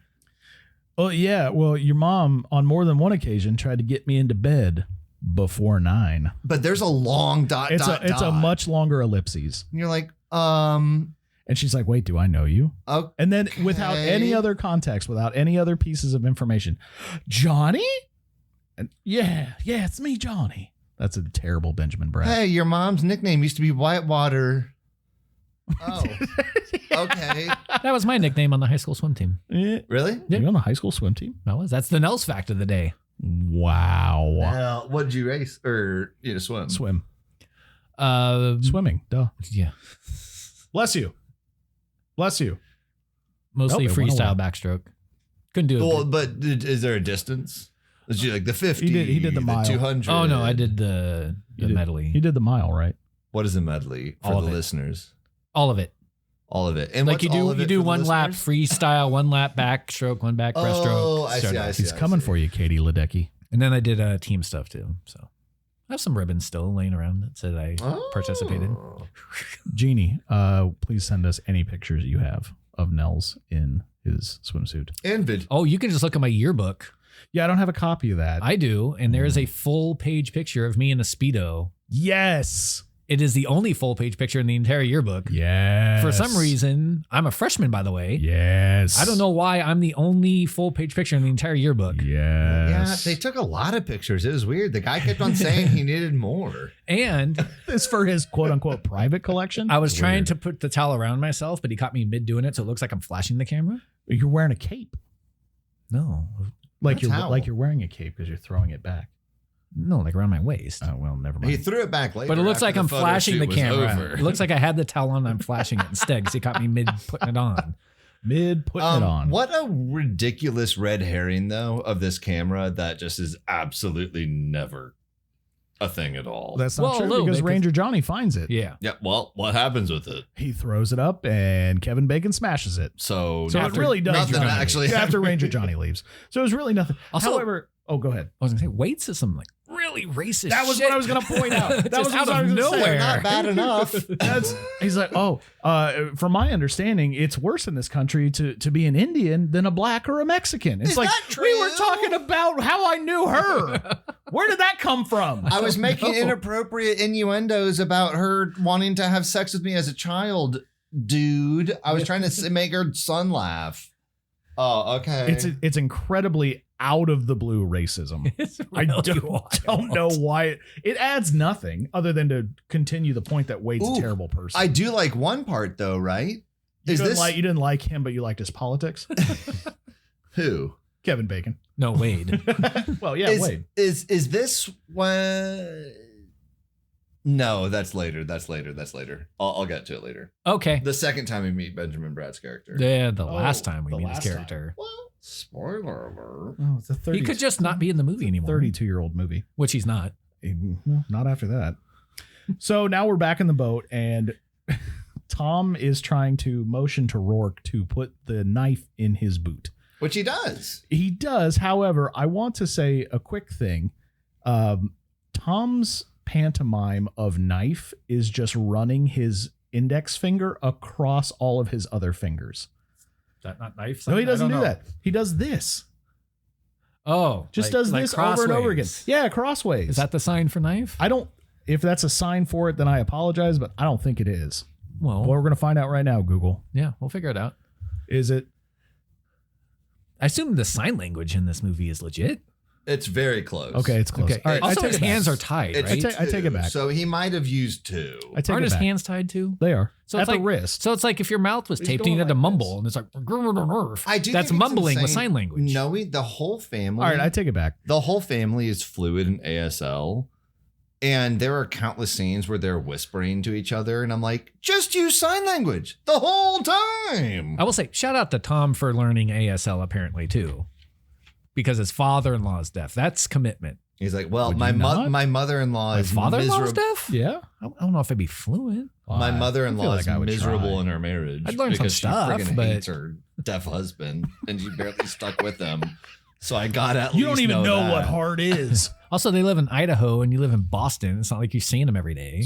Clearly, they chartered 2 flights out there in one day. I think they probably are doing okay. And also, every time you say Idaho, it makes me think of the girl in The House Bunny, where she's like, I don't want to go back to my trailer in Idaho. We'll do that, baby. Okay. The Anna Faris movie? Yeah. I have that truly. I don't think I've ever even seen that fully once, let Well, alone multiple We'll times. see it eventually. All right, now we get to the night, and Tom has this great idea because he's now cut himself free in the tent. Mhm. He used the knife, cut the rope, and he is going to get the gun. And it is of note that Wade is sleeping, gives Terry the gun. He's like, "You're on guard duty." Yeah, tells him to stay awake. Terry is the dum dum though. He's like the Fred Flintstone, like guard. Yeah, he's like, I fell yeah, immediately falls asleep. And Also, this is where they're whispering very loudly about their plan. I'm like, dude, don't whisper. dude. You have your hands. Just use ASL. But also the whispering drove me nuts in this scene because they hit those G's so hard. You're gonna G. No, it's like, I'm going to get the gun, get the gun, get the gun. Oh, I hate it right now. I know, right? It's awful. And I'm like, who's mixing this sound? I mix our sound. And I can tell you right now, if any of you were like, I'm going to get the gun, I'd kill you. Can I ask you a plot question, though? Yeah. Would you have gone for the gun or just Stomped him. Oh, I'll tell you exactly what I do. Just leave. No, I tell you exactly what I do because the gun's on the ground. His hand's not on it. Smash a rock into his I'm face? taking that knife and I'm diving from 6 feet away and I'm landing that right in the forehead. Absolutely. That's exactly what I'm doing. If I wanted to do violence, the guy's toast. Yeah. But otherwise, I'm just leaving. Well, I'm not leaving. I'm kicking the gun away because of what happens here and how quickly he like reacts and shoots. That's why I'm diving from 6 feet away. Well, and when I land, he ain't waking up. or I'm throwing a boulder. Yeah, something. I'm doing it. Disorient him enough so he can't grab the But then gun. you have to grab the gun because Wade's there. He'll wake up from the Well, commotion. Wade's asleep on the other side of the camp. He's not next to him. No, he's right behind him. No, he's not. Yeah, he is. No, he's not. Yeah, He's he is. across the fire. Rourke, can you keep a secret? I feel like he was right behind him. I need you to get that on the other lucky side. hat for my Selvaggio drawings. Rourke, go We're gonna- get the lucky hat. It's the only way I can get the Selvaggio drawings done in time. Mr. And then Mr. Selvaggio demands that there's a Lollapalooza hat somewhere in these drawings. it must be lucky, Rourke. It's the only way that you were able to get those fish earlier. And I heard that Wade said it was lucky. Your mom likes him a lot. I need that hat back. It'll win me over with Selvaggio and your mom. So we talked about all the things that you should do. What does idiot Tom do? Decides to just walk really slowly and not he look at the ground below. sucks. He doesn't look at the ground below. At one So point, he is just frozen staring at Terry. yeah. And he steps on a twig and it snaps and Terry wakes up and gets frightened and fires a shot into the air, which wakes Wade up. And now Tom has to book it. Tom takes Also, off. okay. Yeah. Hey, a shot's in the air. I'm going to abandon my family. Yeah, just immediately. runs away from his family. I'm That's not his gonna- first instinct is I'm not out. gonna try I'm to just- fight I'm not- for their lives. I'm not arguing that Tom is a good person. I'm outie. I'm not doing that. I'm arguing that this was stupid. It was stupid and he's a bad person. So he runs away, and what does he do? He runs into the water because in his mind, and it's a smart idea, Wade can't swim. Wade can't swim. So I'm going into the water. He crosses the river, he climbs up a cliff face, and Wade finds him with a flashlight, which, let's be real, he never would have found him. No. Also, that flashlight is ginormous. It is. It It's looks so funny. It looks like looking one of back. those portable phones that used to be able to get in and out of cars. Yeah. It's huge. And it's accurate for the time, but looking at it, what'd you say, 32 years later, it's one of those things, like tech doesn't age well in movies. This ages like milk. That flashlight is very similar to the one that Joseph Mazzello used in Jurassic Park. It is. Maybe it's the same one. It might be the Brought same it one. over. Kevin Bacon's really creepy in this scene. He is very creepy. Very psychotic. Yes. So he's like so calm. Calm down with the Yeti, bro. Yeah. Well, and I also love how he's not even just creepy. He's manipulative later, shoots at the dad a bunch, misses him. You don't really know if Javis Strathairn's alive or not, but he walks back and Well, they're he's like, got one of the creepiest lines when he's going to shoot him. He says, "How does it feel knowing you only have a few seconds left to live?" oh, And that, right, like, gosh. if somebody said that to me with a gun pointed at me, everything that's in me is evacuating. And then he shoots at him and misses him. And so he Yes. gets into like better. He's like, I got to get into better positioning. You just hold on right there. It's cool and calm. He's like, and I'm going to shoot you right between the shoulder blades. Yes. all right, don't worry, buddy. So I still need that lucky hat back. I know you're using it for those Selvaggio drawings, but I gotta get fish with Rourke. So Wade shoots at Tom and Tom falls into the water. We don't know if he was hit or not. And in the commotion, Wade drops the flashlight into the water and it gets ruined. Rourke, can you keep a secret? He didn't actually shoot me. And we find that out because he emerges from the water as Wade goes back to camp and tells Gale and Rourke, Tom's dead. Yeah. I shot What him. happened to Tom? I killed him. I shot him, Whitewater. Oh. He's dead. And Rourke immediately loses it, as any kid would. Gale is pretty stoic, and she's like, well, I want to see him. And he's like, well, he's in the water. Well, he might still be alive then. I shot him, Whitewater. He's dead. Like, he's pretty adamant. You're an amazing woman, Whitewater. And he does. I think this is my favorite scene of the movie because she sits down and she's just kind of contemplating what's all occurred. And she looks up at him and she goes, I'm going to kill you. I'm going to kill you, Wade. And he just looks right back at her and goes, I don't think so. Foreshadowing. The other thing about that scene is he keeps saying what all he's going to do to keep her in check, to keep her in line to get them through the gauntlet. And Gale looks at him dead-faced and says, stop telling me how tough you are and show me. Like basically daring him, do something. At the same time, I kind of want her to show how tough she is too, because she's constantly like acting tough, but I don't know that she's acting tough. You don't think? I think she's acting as stoic as she needs to be for her son. Do you think her character is tough? Yes. How does she show that she's tough? You don't always have to show it to be tough. Well, but how does she demonstrate that she's tough? I mean, she gets them through the gauntlet. Well, the gauntlet, yeah. I have some thoughts about the gauntlet. Well, we're there because now it's the next day and it's time to go down the gauntlet. One thing that we find first thing in the morning is Tom and Maggie are reunited. Maggie finds Tom and he is, for the first time, excited to see his own dog. Oh, I think he's been excited. The dog just hasn't given a crap about him. It hasn't listened to him. I don't know. Like, I don't even think in that moment I would be able to function if I thought my dog was lost and she found me. There's just no words for that. Jump in the water, Maggie. Yeah. Come, Maggie. And like the whole movie, just to like make it like a hat on a hat on a hat of like that this guy sucks. Maggie hasn't listened to anything he said the entire movie. Yeah. And always listens to, if Rourke says one command, he does it. Maggie does it immediately. If Gale says one command, Maggie does it immediately, like instantaneously. And every time that Tom says to do something, Maggie ignores the hell out of him. And so, of course, now you're like, he's like, come on, Maggie, you got to jump in the water. And all jokes aside about Buffy, the actor playing Maggie, that did make me tense. The dog looked truly scared trying to jump off the cliff. That got me. Yeah. That genuinely got me. Yeah, I agree. So Gale has now come up with two ideas for how to get away from Wade and Terry or get them out of the boat. And the first one is she's going to essentially hit them with the oar. And it does work. So Wade is reloading the gun. He's only got 3 bullets left, and he asks Terry to hand him a box of shells so he can reload the revolver. Gale takes one of the oars, hits Terry, knocks him out of the boat, hits Wade, knocks him out of the boat. All of the shells are dispersed into the water. Mm-hmm. The only problem with that plan was she didn't account for the fact that it's water you can stand up in. So Wade still has the gun. And Wade still has the gun. It looks like it's a couple feet deep. I know. And it was. I'm like, how do you not know this? So Wade stands up and he says, Gale, 3 bullets left. Mm-hmm. And that's all that he's got in the gun is 3 bullets. So her other plan is on Little Niagara, which is a point of the gauntlet. It's like the beginning, right? Yeah. Yeah. Her plan is to go down it sideways.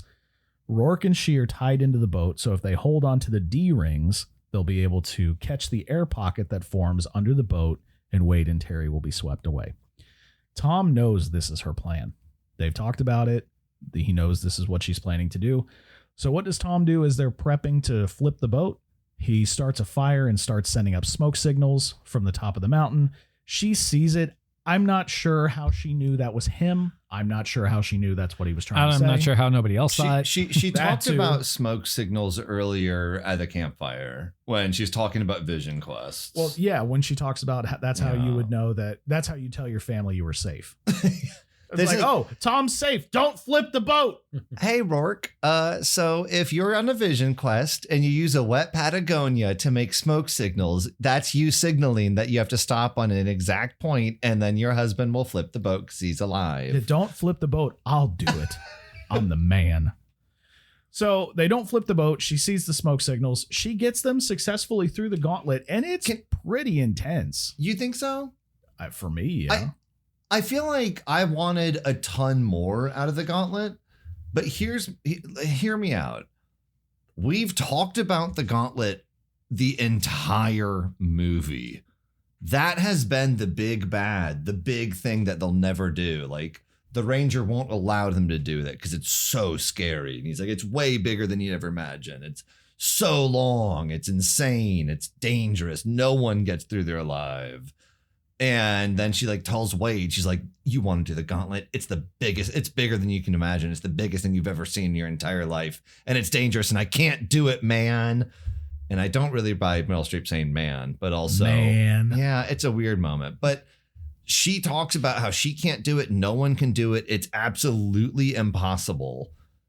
They get through Little Niagara and they're celebrating like, we did it. Actually, I forgot one thing we didn't talk about before they go down the gauntlet. They kill Ranger Johnny. Yeah, they do. After he's like, is this your camera? Because they passed Bridle Creek, which is where they were supposed to stop. And somebody told him, hey, somebody went past the stop. So you got to go check it out. So Ranger Johnny shows back up and he's like, I can't let you. I can't let you do it. I'd love to do it myself. He's like, no one can do it. It's We too got to dangerous. helicopter you You're out of here. It's not like you definitely can gonna just die. hike up or Yep. raft back up the river. And Wade decides the only logical thing to do here is to shoot and kill Ranger Johnny. Point blank in the chest. And he Something does. tells me he's not very good at keeping a secret. He always then he- wanted to try the gauntlet. Right, he Now throws he's gonna his get body- a shot. Yeah. Throws his body in the gauntlet, and that's how they start it. So they do Little Niagara after describing the gauntlet as the biggest, longest, Little hardest Niagara thing is a ever. little underwhelming. And they I'll do give you Little that. Niagara, and she goes and they're like celebrating, and she's like, "You think that was it? That's just the beginning." And then like 30 seconds later, she's like, "Well, now that was it. Now we're done." And it's kind of the same thing. And you're like, "Oh, wait, so it was I just still 30 wouldn't seconds wanna of the do it. same." Well, no, but it just seemed like it was 30 seconds more of the exact same thing. And it was done. I feel like you needed to have it be either played up less the whole movie or be a lot more. But like that was the thing the whole movie. And it took like 45, 50 seconds of on-screen time to do. And it didn't really give them any troubles. And two people who had never done it before, never even been in the water, did it with one person and a kid. And you're like, oh, I honestly don't even think it was that dangerous. It doesn't seem bad at all. I don't know. It was so anticlimactic to me. Interesting take. It just seemed like when they're like, it's illegal to do. It's so dangerous. I'm not saying that you're wrong, but for me personally, as somebody who has no desire to do whitewater rafting, it looked pretty intense to me. But I could be wrong. Sure. I mean, they're not going to actually send these people, especially if Meryl Streep is doing a lot of her own work, down to actual, grade 5. Well, she did most of her Rapids. stunts. She didn't do like the hardest stunts. I also feel Well, like they're probably not going to have even an experienced person do a. I just feel super like duper hard if you're one. saying like, hey, we're going to have an insane rock climbing scene, and like you have good rock climbing scenes at the beginning, and then you're like, this one is the hardest thing that you can ever imagine. And you're like, it was okay. And it happened over 30 seconds and we're done. And you're like, Well, Some would argue. well, that- you just did it. There's a joke to be made there. I'll leave it alone. So essentially, they get through the gauntlet. And at the end of the gauntlet, we find that Tom has actually rigged a booby trap with some sort of a tower, an old tower that's on top of the ridge, With like steel cable. a steel cable, and a barrel. That looked and- heavy. He drops the He's an barrel. architect. He is an architect. So this is the Selvaggio drawing. Gail, I need to draw Selvaggio how to flip a boat in the middle of just after you get through the gauntlet. And I don't know how to do it. He's like, this is my idea. So he drops this barrel full of what appears to be driftwood.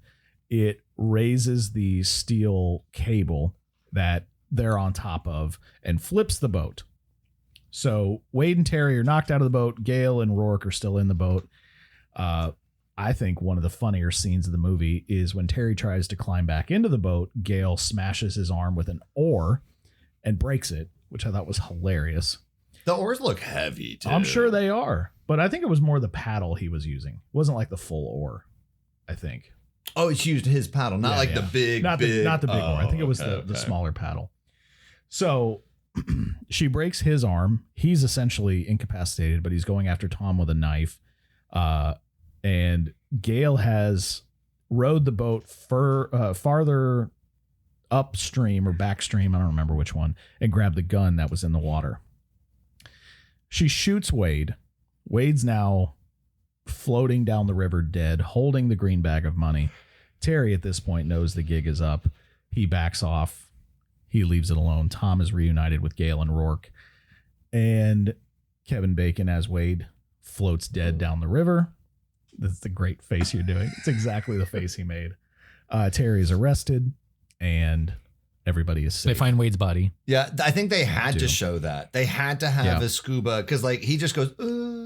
They do find Wade's body, and you had to have a scuba guy with like a little like Fisher Price, scuba mask. Yeah, mask on to be like, oh, I found the body over here. I guess that's John C. Reilly. Hey, everybody!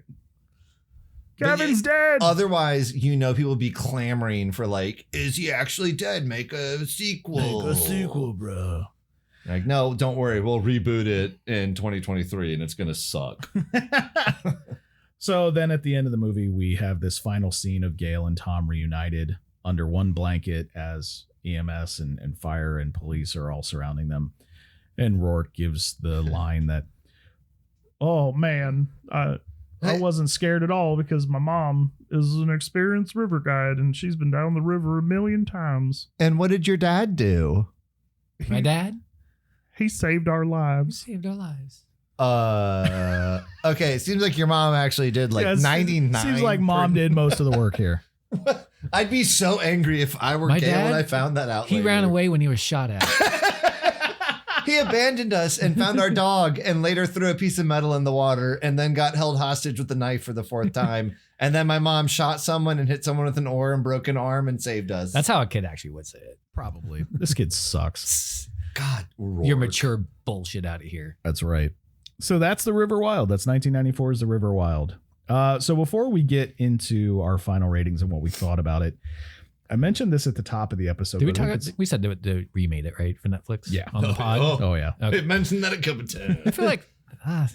I tried to watch it. Well, I feel like that could have been if they're going to do it in the theater like The Rock. Yeah, I could see that. Could have been in that one. That's a Rock movie. I could see that. It sucked. It's not even remotely the same plot. Well, I mentioned, like I said at the top of the show, one of the reasons that this movie didn't do as well in theaters as it probably could have in other times. I want to read you some of the movies that came out just before The River Wild. When did, I know the year, but ish. September 30th. September, okay. So July 6th, Forrest Gump. June 24th, The Lion King. June 10th, Speed.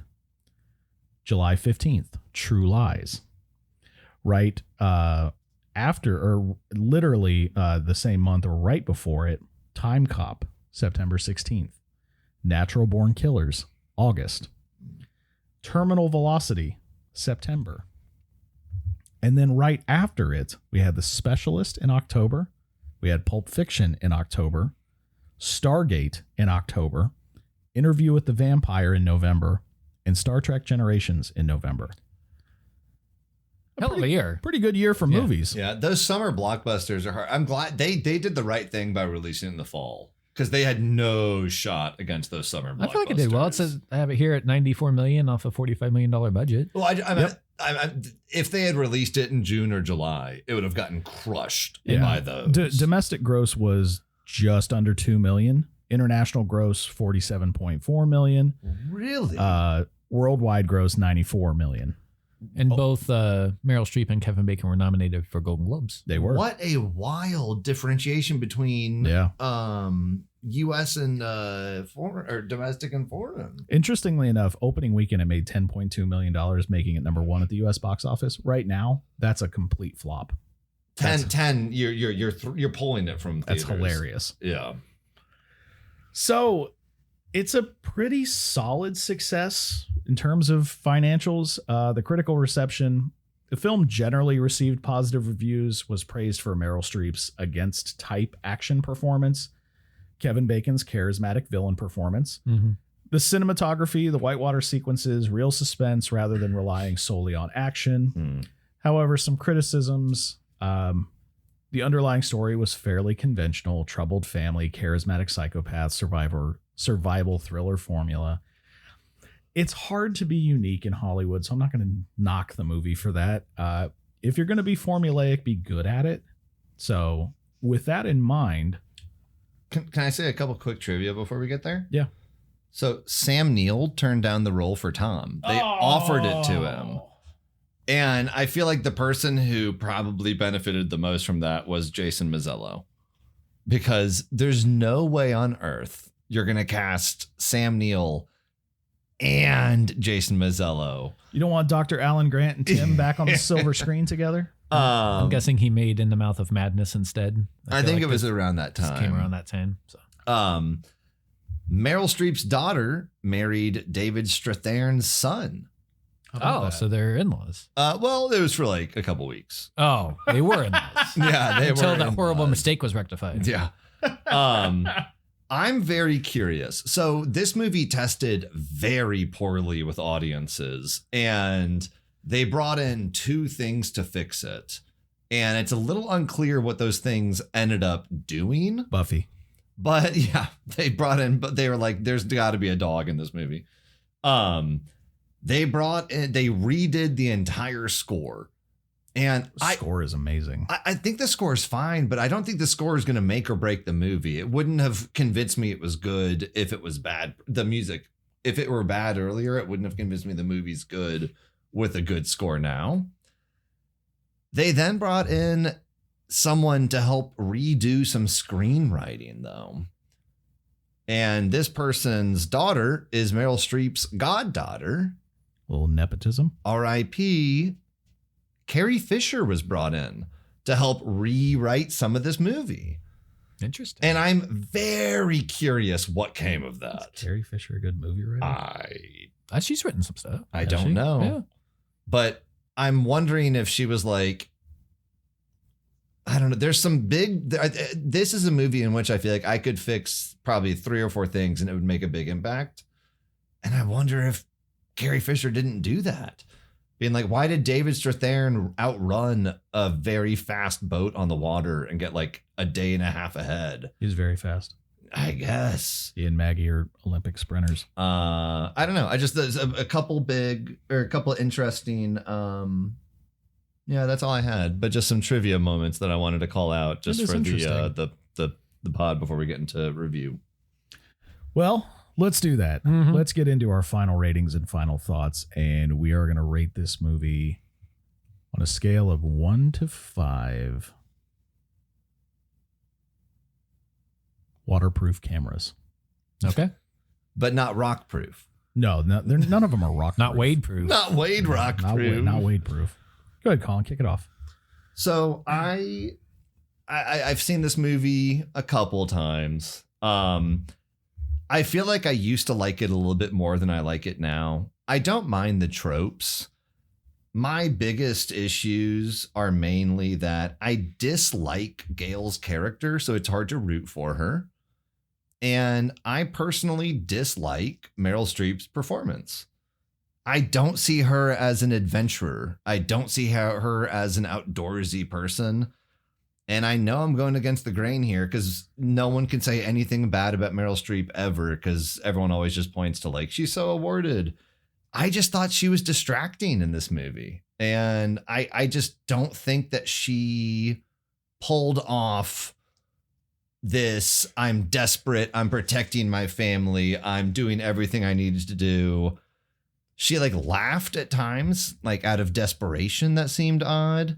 She was a bit like manic at times, and I get why she might have tried to do that choice, but it just didn't seem natural to me. I think that she pulls off a charismatic, controlling, calculated person better than anyone in the business. I get it. I don't think that when she is loose and a bit chaotic and just like rolling with the flow and gonna try to go with the punches, that she pulls it off very well.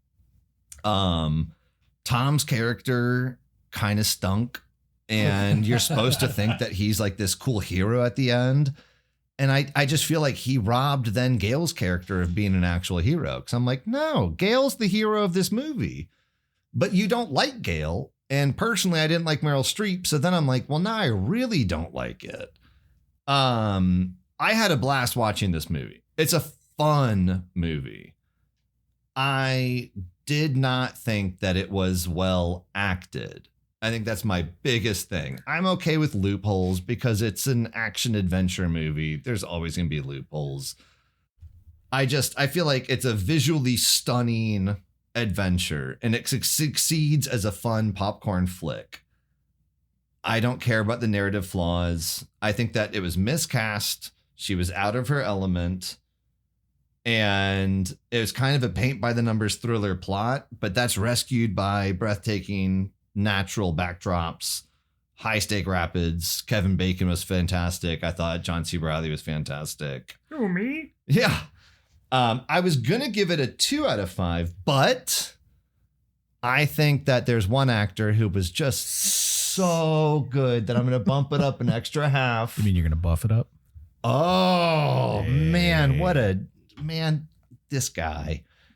I am going to give The River Wild a 2.5 out of 5.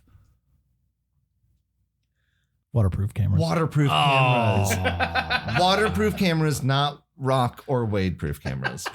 I already forgot. I'm sorry.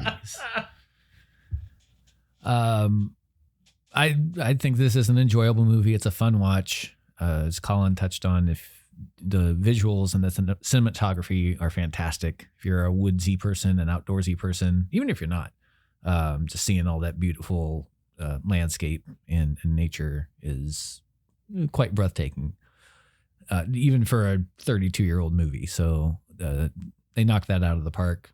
The plot is This isn't Meryl Streep's best performance. I think she did fine, maybe because she was against type. That's why it didn't quite click on her end. And it's not too often that she's in a movie and she gets outacted, but she did because Kevin Bacon crushed it as far as I'm concerned. He did an excellent job, especially being this kind of role for the first time of like a really, really bad guy, not just like an antagonist, but like a true just psychopath dude. Evil. Yes. Yeah. He did fantastic. Buffy did fantastic. David Strathairn, if he was supposed to play just a cucked loser, fantastic job. If he wasn't, bro, what are you doing? Thank you, Nels. I did a great job. And even Joseph Mazzello too.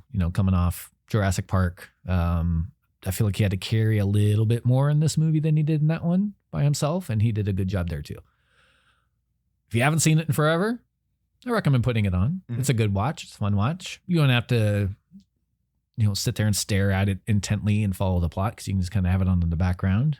If you've never seen it, definitely recommend it just to see, two of the best actors out there, kind of locking horns and seeing who can come out on top. And I think Kevin Bacon pulled off the upset on this one. Overall, I will give it 3.5 waterproof cameras out of 5. Very nice. I'm going to disagree with a lot of what you guys said. Personally, I think Meryl Streep killed this performance. I think because it's so different than anything she'd done up to that point or even since, I think that's what makes it interesting for me. I do buy her as an outdoorsy river guide. I thought she played it pretty well. She was believable to me. I hate David Strathairn's character. It's just, he's not fun. He's got one or two moments that you're like, oh, I guess I don't hate you completely. But I don't like his character. I think David Strathairn's character could have been given more to do. Especially when it comes to saving his family. I feel like they didn't really give him a lot to do. He did run away very well. He did. Yeah. He ran away. Yeah, he skedaddled. He was good at running away. Like the proof of smoke behind him, like the Roadrunner in his shape of his body. You see a Tom-shaped hole in that rock. Yeah, I didn't love what they had him do, and I don't know if that's rewrites or the original script. I have no clue. I tend to not like kids in movies. I think they're whiny and obnoxious, and Joseph Mazzello fit that to a T. He's whiny and obnoxious, and the fact that no one just grabbed that kid and threw him in the boat pisses me off to no end.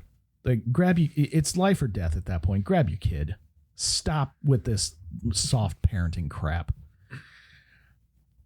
in their defense, they're trying to be discreet. I understand. And they don't want him yelling and stuff. He's already screaming. Well, yeah. He's already screaming. That point He's you already do that. ruined it.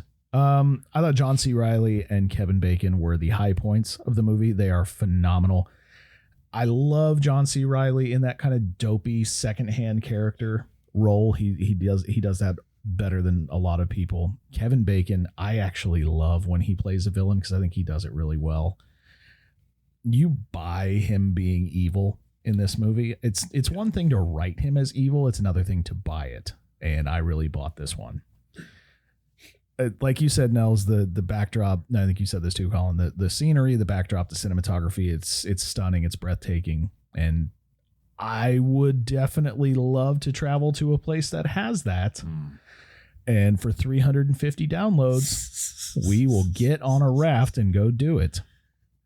All that being said, it is formulaic in its plot. The cattle auction was interesting because I don't remember any other movie where somebody robs a cattle auction. And I'd be curious if we never found out the total of what they stole. That was 250,000. Was it I thought I picked 250? that. I kind of wish we had seen that. It's a and lot, like they lot killed of cash. They showed them kill the guy. Yeah. You know, that might have helped set the stakes. Might have upped it a little bit. Well, they wanted to make sure that you didn't know what Wade was. But like we knew all along as viewers that they were bad guys. We Like, knew it was going to be instantly. something. We didn't know what. Yeah. So that part of the formula in the plot was interesting. I think Frank may as well have not existed. He's a throwaway character. Yeah. I don't really understand the point of killing Ranger Johnny personally. He was going to call in. I don't understand the point of Ranger Johnny being in the movie. I think it's Just another kind of obstacle in the way. but he didn't really present a whole lot of obstacles. I mean, they had. I feel like if we watched this and he wasn't there, when we'd be like, isn't there a ranger that's supposed to be coming along at some point checking on people? I mean, they had a conversation and then they killed him. So I mean, it's not a huge plot point. I really enjoy this movie. It's fun. It's fast paced, so there's not a lot of lulls. You do get somewhat invested with the family, Tom and Rourke and Gail and Maggie / Buffy. At least I did. I felt like I cared if they lived or died, which is something that's really important for me when it comes to movies like this, action thrillers. If I don't care if you live or die, it's hard for me to care about the movie. Overall, I think if you haven't seen it or if you haven't seen it in forever, you definitely should. It's worth a watch. It's a fun movie. It's summertime. Watch something fun, summery. This is a summer movie, yes? Yeah. Yeah, I'll go with that. Also, get Yes. out there. Yeah. I don't know what that meant. but Get yeah. outside. Yeah. Oh, yeah, get outside. You don't have to go whitewater rafting, but let's go outside. Go to Idaho. This was a big movie of my childhood, so there is some nostalgia that plays in my rating, and that's okay. I'm going to give this a 4 out of 5 waterproof, not Wade or rock-proof cameras. Excellent. All right. So that was The River Wild, Yeah. and I feel wild now. So remember, 350 downloads. Ben will go whitewater rafting. We all will. Yeah. Ben will go whitewater rafting. He said it. That's a quote. Well, thank you for listening. Thank you for joining us. Get on our socials, HStiff Podcast on Instagram, Facebook, TikTok. Send us an email. Please send us your suggestions for October. We need them. We do. We do. It's getting late. It's getting closer to October now. Any day now, it'll be here. And also, if you guys don't mind, I'm going to pop off the pod real quick because I got to work on these Selvaggio drawings really badly. So actually, I need to work on these drawings You for need to be Selvaggio. present for us. Hey, man, you broke my arm. Thanks for listening. Talk to you soon.